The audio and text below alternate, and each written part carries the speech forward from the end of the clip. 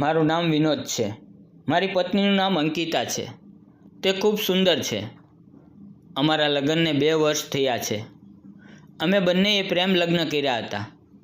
અમે બંને એક જ કોલેજમાં ભણતા, જ્યાં અમારી મિત્રતાની શરૂઆત પ્રેમમાં ફેરવાઈ ગઈ.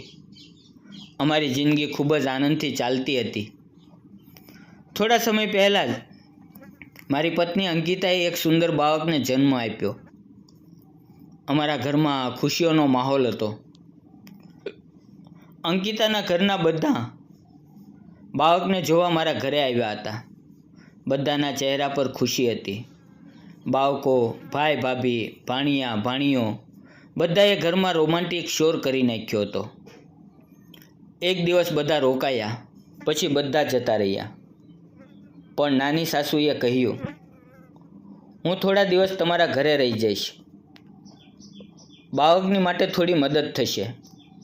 તેને રોકાવાથી મને કોઈ તકલીફ ન હતી. મને ખૂબ જ આનંદ થયો. મારી નાની સાસુ પુણેથી આવી હતી.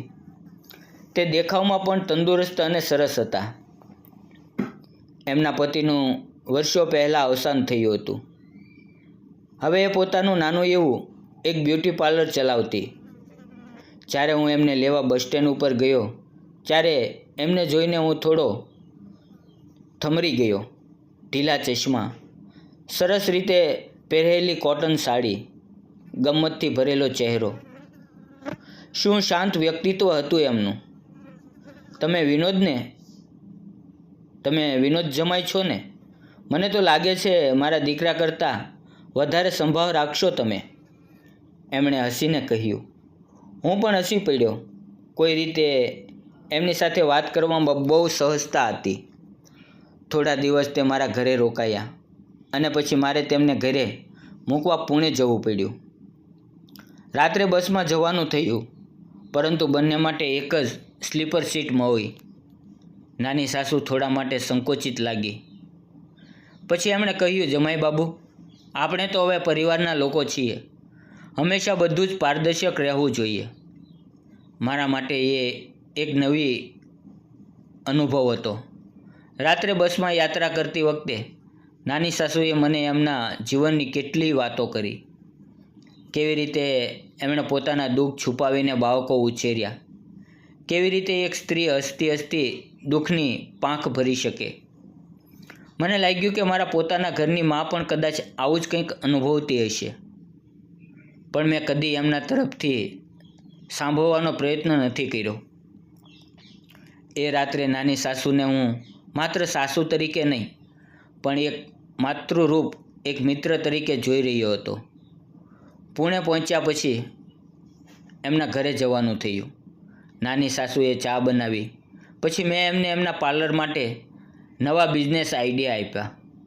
તેણે આંખોમાં આંસુ સાથે મને કહ્યું, વિનોદ, તું મારો દીકરો હોત તો મારે બીજું શું જરૂર પડી હોત. એમણે કહેલું એ વાક્ય મને અંદર સુધી ઉતરી ગયું. એક દિવસ સાંજે લાઇટ ગઈ.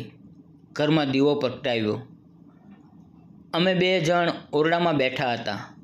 હું એ દિવસ બહુ જીવી રહ્યો હતો. એ શાંત પો જ્યાં શબ્દો નહોતા, પણ લાગણીઓ છલકાતી હતી. એમણે કહ્યું, વિનોદ, તું મારા માટે માત્ર જમાઈ નથી રહ્યો. તું એ મનુષ્ય છે જેમણે મને ફરીથી જીવવાની ઈચ્છા આપી છે. મારા માટે એ કોઈ પ્રેમનો સંકેત નહોતો, પણ એક ખાલીપા તરફ સહારે ભરેલું વાક્ય હતું. જેવું કોઈએ મારા હાથે હાથ રાખીને કહ્યું હોય, તમે અહીંયા છો એ જ ઘણું છે. 2 દિવસ પછી જ્યારે હું ઘરે પાછો ફર્યો, ત્યારે મારી પત્ની અંકિતાએ મને પૂછ્યું, વિનોદ, તું ઘણો બદલાઈ ગયો છે. શું થયું છે પુણેમાં? મેં હસીને કહ્યું, હું એક એવી સ્ત્રીને મળ્યો જેનામાં હું તારી છબી જોઈ શક્યો. જે તૂટી ગઈ હોય છતાં બહારથી મજબૂત દેખાવા માંગતી હતી. હવે હું તને પણ વધારે સમજવા લાગ્યો છું. તારો થાક, તારા મૌનનું કારણ, તારા અંદરની લડાઈઓ. એ દિવસ પછી મારા માટે દરેક સ્ત્રીને જોવાની નજર બદલાઈ ગઈ. ખાસ કરીને મમ્મી, અંકિતા અને મારી નાની સાસુ. એ ત્રણેય હવે મારા માટે 3 દિશા બની ગઈ છે. નાની સાસુ જ્યારે એક દિવસ પરત જાય છે ત્યારે મને કહે છે, વિનોદ, તું મારા જીવનનું એ અંધારો ખૂણો છે જ્યાં હવે પ્રકાશ થઈ ગયો છે. તું મારા માટે પળભરની શાંત ઉજાસ છે. એ વાતમાં કાંઈ અશ્લીલ નહોતું. એ વાતમાં મનુષ્યતા હતી, લાગણીઓ હતી, મમત્વ હતું. અને આજે પણ જ્યારે હું એકલો બેસું છું તો એ મુસાફરીની યાદો મનમાં ફરી ફરી પાછી આવતી હોય છે. એક શીખ જે આ યાત્રાથી મને મળી. મિત્રો, સંબંધો ફક્ત નામથી નહીં, લાગણીઓથી બને છે. તો મિત્રો, વિડીયો પસંદ આવ્યો હોય તો વિડીયોને લાઇક, ચેનલને સબસ્ક્રાઈબ અને એક નાની એવી કોમેન્ટ જરૂર કરજો. ફરી મળશું આવતીકાલે. ત્યાં સુધી આવજો.